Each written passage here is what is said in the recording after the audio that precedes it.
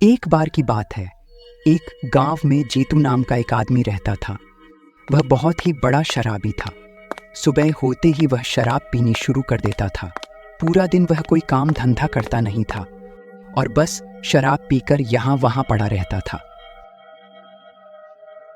जीतू की पत्नी सीमा बेचारी बहुत ही अच्छी और सीधी औरत थी। वो जीतू की शराब पीने की आदत से बहुत परेशान थी, क्योंकि जीतू ना तो काम करता, ना ही उससे बात करने की तमीज थी। सीमा उससे बहुत ही दुखी थी, पर वो करती भी तो क्या, उसका इस दुनिया में जीतू के अलावा कोई था भी तो नहीं। एक दिन जब सीमा खाना बना रही होती है, पर उसे थोड़ी देर हो जाती है, तो जीतू गुस्से में कहता है, अरे कहाँ मर गई सीमा की बच्ची? इतनी देर से मैं भूखा हूँ, तू क्या मुझे भूखा मारना चाहती है? जी, वो परसों होली है ना, तो मैं आज गुजिया बना रही थी, बस उसी में देर हो गई। मैं बस अभी खाना लेकर आई। सीमा फिर जैसे ही जीतू के लिए खाना लेकर आती है, जीतू खाना फेंक कर मारता है। सीमा बेचारी जल जाती है और रोने लगती है।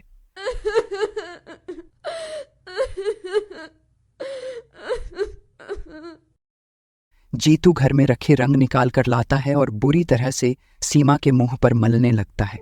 सीमा बेचारी बहुत चिल्लाती है, मुझे छोड़ दो, नहीं खेलूंगी अब होली, मुझे छोड़ दो, मुझे छोड़ दो। जीतू सीमा की एक नहीं सुनता और वो उसे बुरी तरह रंग लगाता ही रहता है और फिर उसे मारना पीटना शुरू कर देता है। वो सीमा को इतना मारता है कि सीमा का सर फट जाता है। सीमा बेचारी चिल्लाने की खूब कोशिश करती है, पर उसकी आवाज घर के बाहर तक पहुंच ही नहीं पाती है। जीतू मार पीट कर शराब के नशे में बेहोश पड़ा रहता है। सीमा भी बेचारी उठने की हालत में नहीं होती, उसके सर से खून बहता रहता है। सुबह जीतू को होश आता है तो वो सीमा को देखकर घबरा जाता है। अरे लगता है ये मर चुकी है, इसकी लाश को कहीं ठिकाने लगाना पड़ेगा। जीतू सीमा की लाश को उठाता है और उसे कहीं छुपाने की सोचता है। उसे कोई ऐसी जगह ही नहीं मिलती जहां वो लाश को छुपा सके, पर फिर उसे सामने होली की लकड़ियां इकट्ठी रखी हुई दिखती हैं।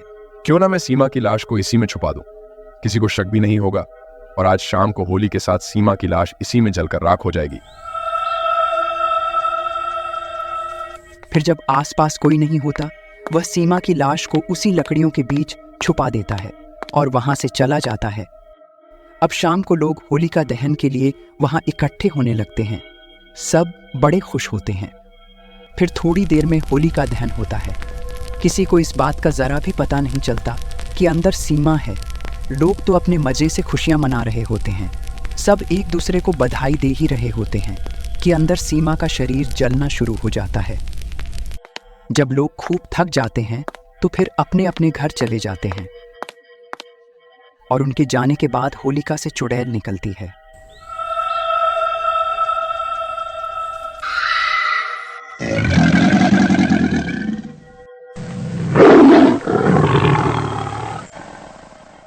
मार डाला मुझे और मेरे मरने पर खुशियां मना रहे हो। अब मैं सबको मार डालूंगी। बस फिर चुड़ैल गुस्से में पागलों की तरह यहाँ से वहाँ गांव में घूमने लगती है।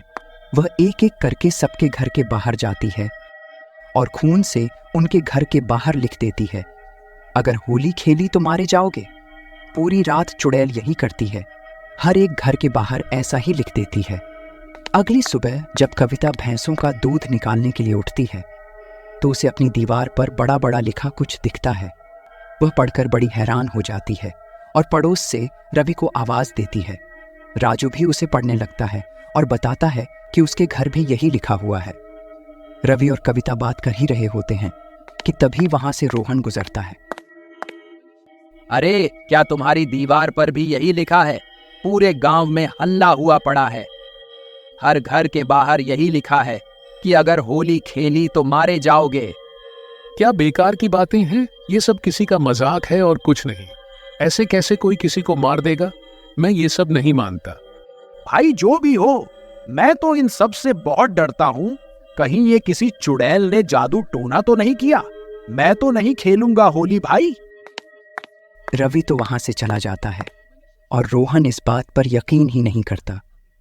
गांव में हड़कंप मचा हुआ होता है। कुछ लोग इस बात को गंभीरता से लेते हैं तो कुछ मजाक उड़ाते हैं। जो लोग इस बात का मजाक उड़ा रहे होते हैं। चुड़ैल वहीं खड़ी उन्हें गुस्से से देख रही होती है और कहती है, अच्छा, तुमको ये मजाक लग रहा है? ऐसा है तो होली खेल कर दिखाओ। जिसने आज होली खेली वो मारा जाएगा, उसके घर होगी फिर खून की होली। सबसे पहले रोहन होली खेलनी शुरू करता है। उसने खूब दारू पी रखी होती है और वह अपने घर के आंगन में खूब चिल्ला चिल्ला कर अकेले ही होली खेलने लगता है। होली है भाई, होली है, बुरा ना मानो, होली है। मैं तो खूब होली खेलूंगा भैया, उसे मारना हो तो मार कर दिखा दे। अच्छा, इसकी इतनी हिम्मत कि ये होली खेलेगा, दारू पीकर पागलों की तरह होली खेल रहा है। इसको तो मैं अभी बताती हूँ। इसके साथ तो अब मैं होली खेलूंगी। रोहन रंग उड़ा उड़ा कर होली खेल रहा होता है कि अचानक उसके सामने चुड़ैल आकर खड़ी हो जाती है। चुड़ैल के दोनों हाथों में रंग होता है।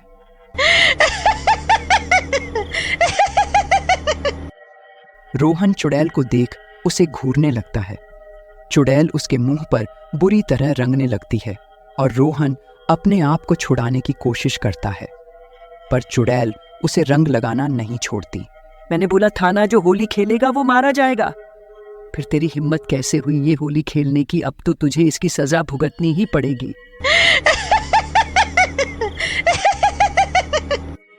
चुड़ैल खूब खुश होती है और रोहन को इतना रगड़ रगड़ कर रंग लगाती है। रोहन का चेहरा दर्द करता है और वह मर जाता है। उसके बाद चुड़ैल वहां से चली जाती है और जोर जोर से हंसने लगती है।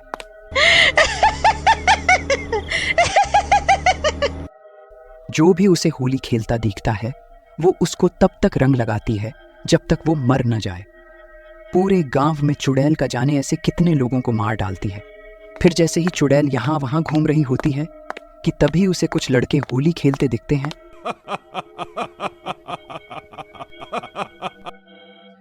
अब चुड़ैल गुस्से में वहां पहुंच जाती है। अच्छा, तो अब इनको भी होली सूझ रही है। इनको तो मैं अभी बताती हूँ।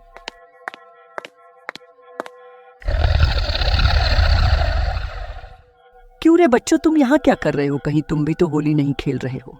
लगता है इस चुड़ैल ने ही दीवार पर लिखा था। हाँ, वो मैंने ही लिखा था, पर तुम लोगों ने मेरी बात नहीं मानी। अब तुम सब के सब मारे जाओगे। वो दोनों लड़के भागने की कोशिश करते हैं, लेकिन चुड़ैल एक झटके से उन्हें पटक देती है। जो भी होली खेलेगा मुझसे बच नहीं पाएगा। लड़कों की हालत बहुत ही बुरी हो जाती है। वह चिल्लाने लगते हैं। धीरे धीरे वहां लोगों की भीड़ लगने लगती है। पूरे गांव में हल्ला हो जाता है और सारा गांव वहां चुड़ैल को देखने इकट्ठा हो जाता है। चुड़ैल से लोग पूछने लगते हैं कि उसने पूरे गांव में क्यों लिखा और उसे होली से क्या दिक्कत है। तुम गांव वालों ने मुझे होलिका में जलाकर मार डाला। मैं उसी होलिका में अंदर जख्मी हालत में पड़ी थी। मैं इतना चिल्लाई पर तुम लोगों ने मेरी नहीं सुनी। हमें जरा भी अंदाजा नहीं था कि अंदर होलिका में कोई है, वरना हम ऐसा क्यों करते। पर तुम्हें उसमें डाला किसने? चुड़ैल ने फिर पूरी कहानी बताई कि कैसे उसके पति ने उस मारा, पीटा और मरा हुआ समझकर होलिका में छुपा दिया। उसके बाद वो गांव छोड़कर भाग गया। सच में तुम्हारे साथ बहुत बुरा हुआ है। हमें इस बात का बहुत दुख है। आखिर एक औरत के साथ इतना बुरा हुआ और हम कुछ न कर पाए। पर अब हम क्या करें बताओ? तुम जैसा कहोगी, जो कहोगी हम वैसा करेंगे। नहीं, जो होली मनाएगा उसे मैं मार डालूंगी। इतना कहकर चुड़ैल गायब हो जाती है। अब लोग परेशान हो जाते हैं कि क्या वो कभी होली नहीं खेल पाएंगे। पर फिर एक पंडित उनको उपाय बताता है। इस औरत की मौत इस होलिका में हमारे हाथों हुई है। अब इसको हमें ही मुक्ति दिलानी होगी। कल सुबह मैं इसका उपाय करूंगा, फिर सब ठीक हो जाएगा। बस फिर उस दिन कोई होली नहीं खेलता। पर अगले दिन पंडित जी पहले उस चुड़ैल की आत्मा की शांति के लिए होलिका के पास बैठकर हवन करते हैं। चुड़ैल की आत्मा फिर किसी को दुखी नहीं करती। हर साल लोग पहले जैसे होली मनाते हैं।